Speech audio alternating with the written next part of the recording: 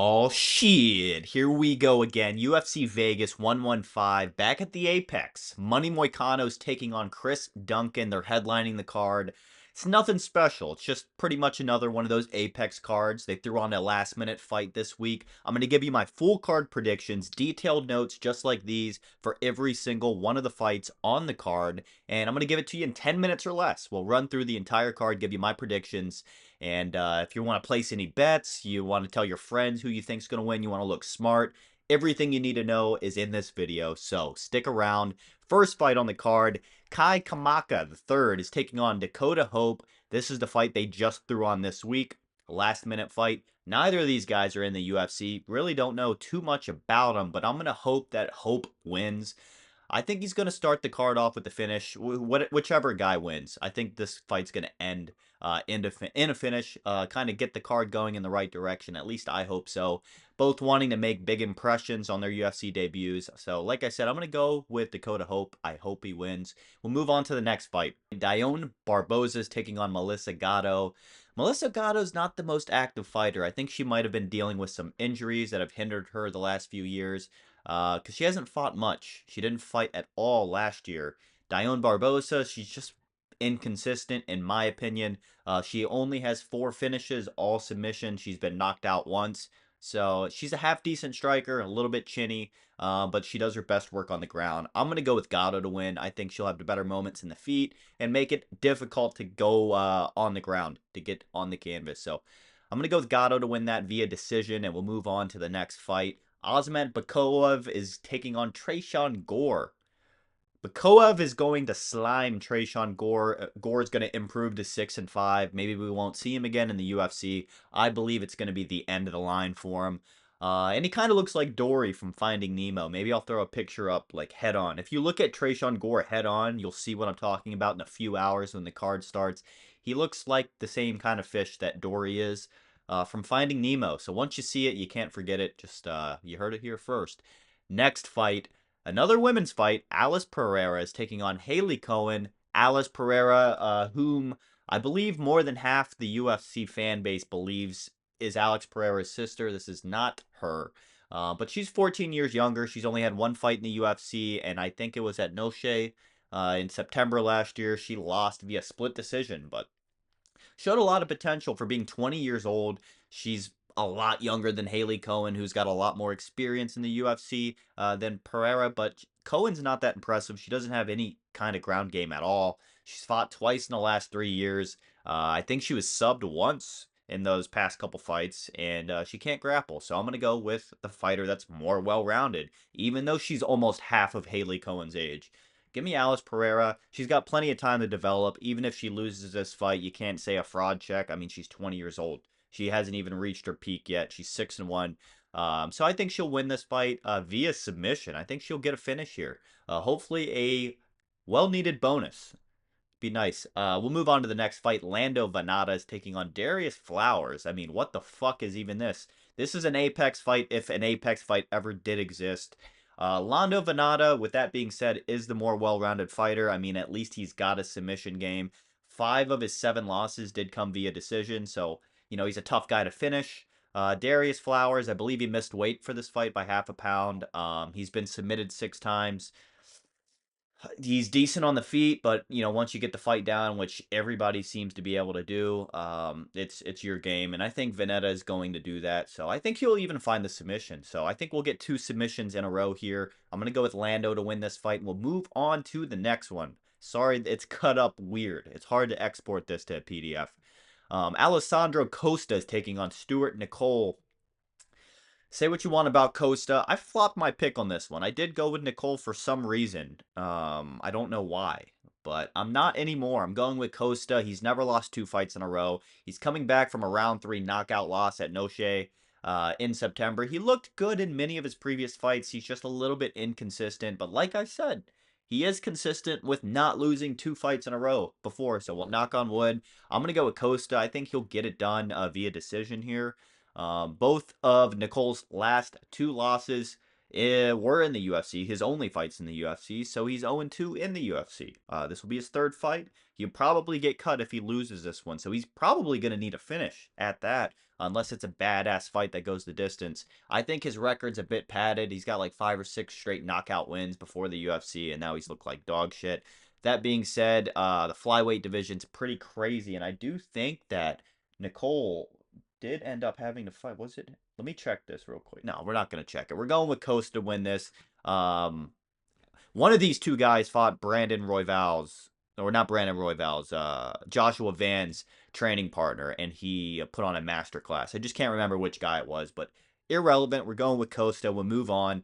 Heavyweight fight. The last fight on the prelims. We're going Gulamir Pat is taking on Thomas Peterson. A lot of people sleeping on Thomas Peterson this fight. It's not going to be me. I'm not one of those guys.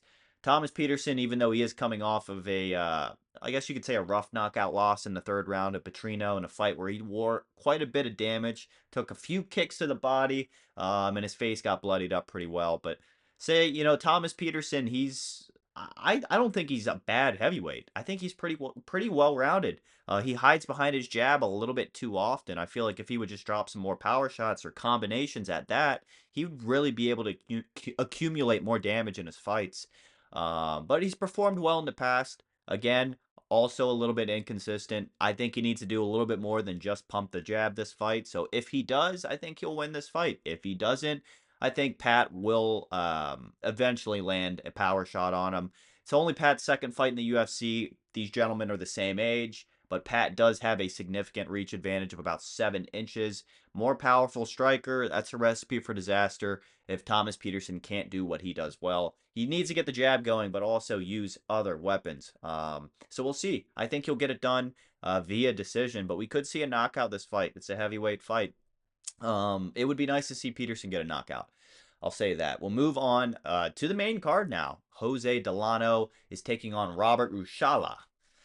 Delano's making his UFC debut off of a slick, I think it was a decision win in the Contender Series. I can't remember his Dana White Contender Series fight off the top of my head, but what I can remember is I love the Polish people. I love the people of Poland, and I especially love the fighters of Poland. They're all badass. Seriously, I can't think of a single Polish fighter, male or female, that's been a little bitch. And Robert Ruchała ain't no little bitch. 2020 to 2024 in KSW, he went 8-1, which is an insane league. He's developed a lot of animals to go at that record in that league. Is beautiful. I think he lost his first fight in the UFC. This is going to be his second fight in the UFC. Yeah, he lost his first fight to William Gomez, which is a tough debut in a tough division. But we get to see him back. He's only been knocked out once. He's got a chin on him. He's a well-rounded fighter. I really like Ruchała. I really like the Polish people. I think he's going to get it done.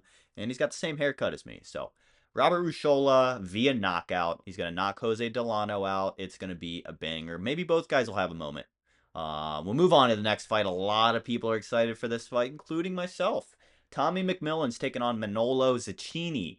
McMillen, you guys know he's part of Tim Welch, Sean O'Malley's team. He trains over there in Arizona.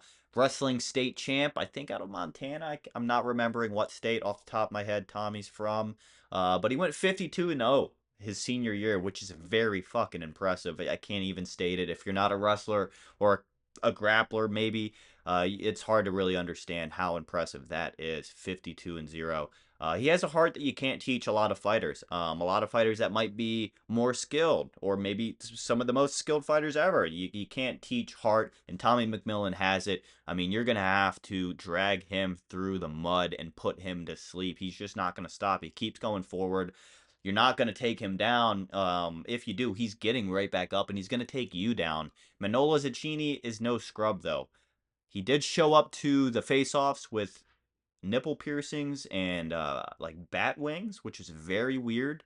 And that is not the only reason I'm not picking him, but it would be more than enough for me to not pick most fighters. That shit's weird. For that, I hope Tommy McMillen shuts his lights out. I got him. I got the former state champion via knockout. I think he's going to get it done. I'd love to see it. We'll move on to a bantamweight banger. Ewing is taking on Rafael Estevam, who I believe did miss weight. I I didn't even care to check. That's why I put a question mark. So whatever. I believe he missed weight. Decision merchant, does everything well. I believe he's won half of his fights via finish, like 3 knockouts, 4 submissions. So he knows how to execute a game plan. He knows how to make adjustments mid-fight. That's what that tells me. Um, he's got solid experience in the UFC. This is just going to be Ethyn Ewing's second fight in the UFC. His first fight, he shocked the world by dominating Malcolm Wellmaker, who was supposed to fight somebody else, and that fight was replaced like the same week. Ethyn Ewing just stepped up, and he's got some of the most fun boxing I've seen. His head movements on point. He mixes his shots up well. He kind of has a little bit of everything. He does really well. This is a very tough fight for him. It's a step up in competition, most certainly. But you know what? Fuck it. Ethyn Ewing via anything. I think he's going to win a decision here, maybe a split decision. He could even lose it, but fuck it. Ethyn Ewing, you can't not like this guy, especially what he did with Malcolm Wellmaker. You can't doubt on this fight. It's a very tough opponent, somebody who's, 50% more experienced than him, but fuck it, Ethyn Ewing. We're moving on to a light heavyweight fight. The featured fight on the main card. Before we get into the co-main event, Abdul-Rakhman Yakayev is taking on Brenson Ribeiro, who will probably be cut after this fight. His last 2 fights in the UFC were both round 1 knockout losses. And Abdul-Rakhman Yakayev, this will be his second fight in the UFC. Third, if you want to count his Dana White Contender Series win, which his last 2 fights, including that one, were both finishes. He's finished 7 of his 8 wins. This is a fun prospect from Turkey. Could really stir up the division, so how can you not root for this guy? Half his experience as Ribeiro, but twice the heart, quadruple the chin. Give me the Turk to win via knockout in the first round and end Ribeiro's career. I mean, God bless him, but come on, man. Moving on to the co-main event, Virna Jandiroba is taking on Tabatha Ricci, who's dating that boxer who's supposedly really good. The Welsh guy. Ricci's a great striker. She's got, some pretty good looks. A lot of people talk about it, not myself. But a lot of people say she looks good. I don't look at those things in WMMA.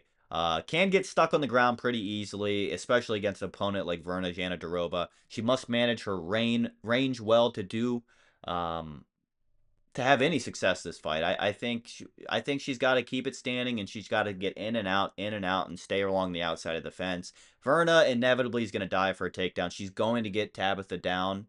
It's just a question on if Tabatha can get back up, and I don't think she's going to be able to. So for that reason, give me the more well-rounded fighter, which most of the time is the fighter who's got better grappling. Virna Jandiroba. She'll win this fight via decision, or maybe even a sub, maybe a submission. You never know. They're going to be rare today. We'll move on to the main event. Renato Moicano is taking on Chris Duncan. Give me the Scotsman. Give me the Scot. Give me Chris Duncan, the second coming of Paul Craig. He's never been given up a layup fight. He's had some tough fights his past few fights, too. Rebecca McKinney.